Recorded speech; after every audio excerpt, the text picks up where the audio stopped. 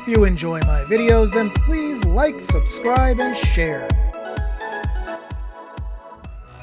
Hey everyone, welcome back to Engelberg.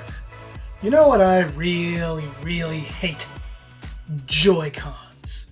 Why do I hate them? Here's an example right here. So as you can see, this Joy-Con has the dreaded drift problem. Yes, drift is real, my friends, even if you have not experienced it yourself.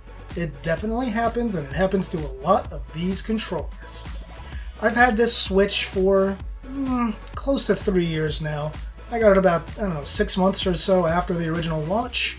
This started drifting for me a month, 2 months ago. Now it had some minor instances of drift before that where it's clear it was happening, but going to the calibration screen usually fixed it.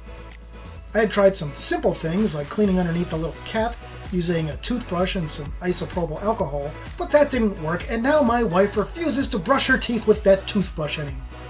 Some people. So I might have had a shot of getting Nintendo to repair this for me for free, even though it's well out of its warranty, but I decided I wasn't even going to mess with it, I wasn't going to go that route. So instead, I figured I'd just look for a cheap kit and see if I could replace it myself. Now when it comes to console repairs and everything, I would rate my skills as maybe intermediate. I've done some things like replacing screens on PSPs and DSs, fixing broken controllers and things like that, so I figured I would give it a shot. Now this kit became available through Amazon's Vine program at the exact moment that I was looking to get a replacement joystick. I went ahead and I ordered this one. The company that made this has no idea that I have this product or that I am doing this tutorial or anything like that. This is just me getting a product to try and fix my damaged controller myself. And at the end we'll test it and see if it works. Sound good? Alright, here we go. Here's the kit that I got from Amazon. I got one that included more stuff than I needed, so I could do the replacement only using the tools that are included in the kit. I already had the tools I needed and could have just gotten the joystick, which would cost less. What's included? Everything you see here. We've got a tri-wing screwdriver, a small Phillips screwdriver, this guitar pick looking thing is a pry tool, this thing here is also a pry tool, a set of tweezers, actual tweezers, 2 joysticks, 4 loose screws, thanks for that, and thank you card. Oh, how sweet. Now, I'm only going to replace my left Joy-Con stick because that's the one that's drifting. I'm going to store the second stick for later use in case this happens again. I also don't think I'll need the included tri-wing screws, but they're handy to have in case you damage or lose the screws on the outer Joy-Con case. Again, I'll save these for the future, but I'll put them in a baggie instead of leaving them loose like they shipped. Alright, time to get to work. The first thing I'm going to do is remove the 4 tri-wing screws on the outer portion of the Joy-Con casing. Here they are near the corners of the back of the Joy-Con. You'll want to be careful when removing any screws. Don't use too much pressure, you don't want to strip the screw heads.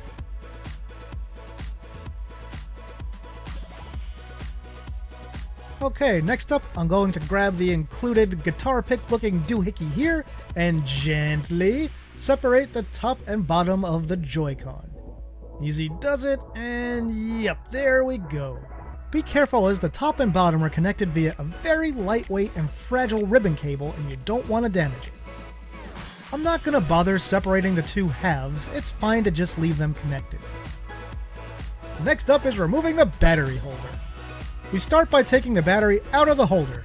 You can use the other pry tool, but it's easy enough to just do this with your fingers. A note here, however, you will likely have to apply a little bit of pressure. On my Joy-Con at least, the battery was held in place with some glue underneath it. So unnecessary. You should probably disconnect the battery entirely, but I was naughty and didn't bother. Yes, I left it connected through the whole repair. You shouldn't. I highly recommend disconnecting it. Anyway, once the battery is out of the holder, we have 4 screws right under it. Go ahead and remove those. We use the blue Phillips head screwdriver for that. I strongly suggest working in a clear area and making space to separate your screws, which can make putting things back together much simpler. Now we've got one more screw to remove, hiding down here in the bottom right corner. Sneaky. Now we need to remove the entire battery compartment. Oh, what's this? It's connected by a tiny little ribbon cable. Guess what? We need to disconnect that.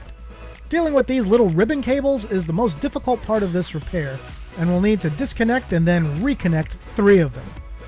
What you want to do is very gently flip up the little gray portion like this.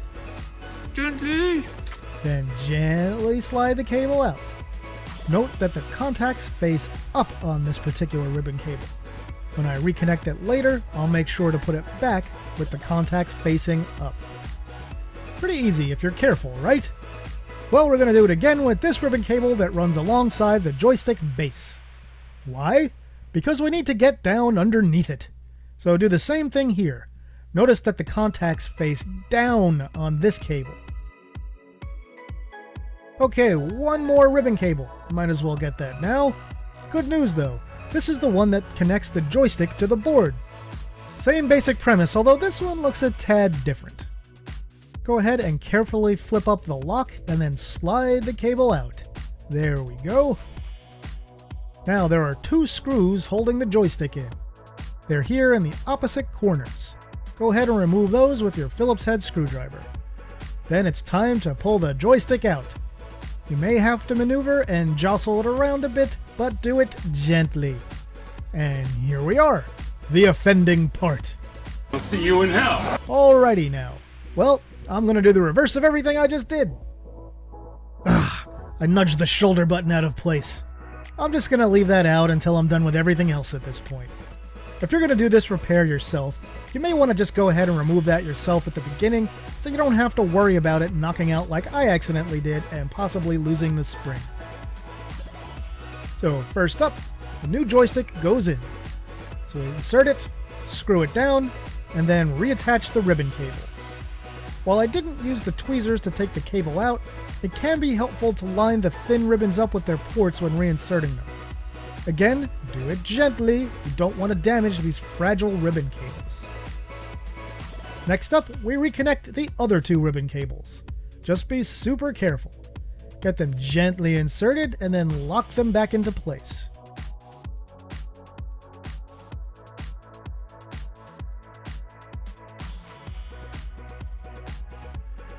Make sure the one that connects to the battery compartment goes in with the gold contacts facing up. The other 2 go in with the gold contacts facing down.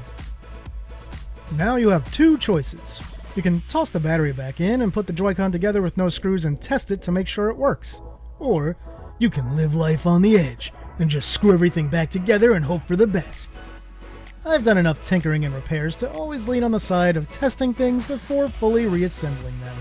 So I'm going to test it first to make sure it works.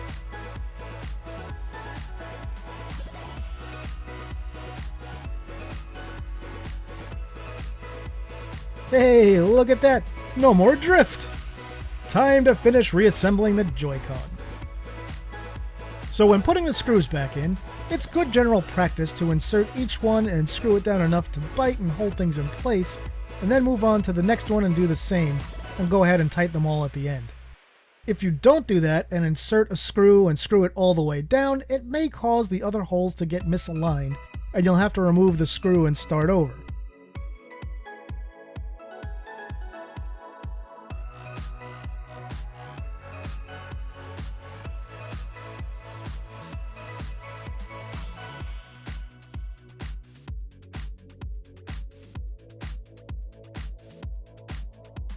Okay, there it is, all back together. Let's test it again real quick. We should be done.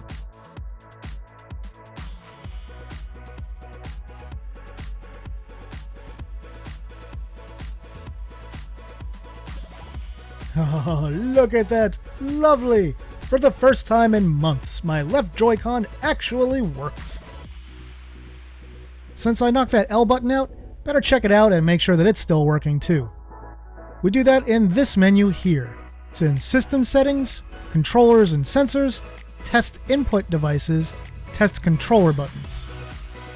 Okay, good. L button's working fine. I am done. And there you have it, a successful repair. So these kits go anywhere from like $8 to like $20 depending on what's included. This particular one was about, I think 13 or 14 at the time I got this. I'll include a link in the description just so you can see the exact one I got, but there's a million of these things. So that'll do it for this video, my retro and current gaming friends. Have you replaced a Joy-Con? Do you have a Joy-Con that's experiencing the dreaded drift syndrome? Have you considered doing this yourself? Tell me about it in the comments. So if you enjoyed this video or found it useful, please give it a like.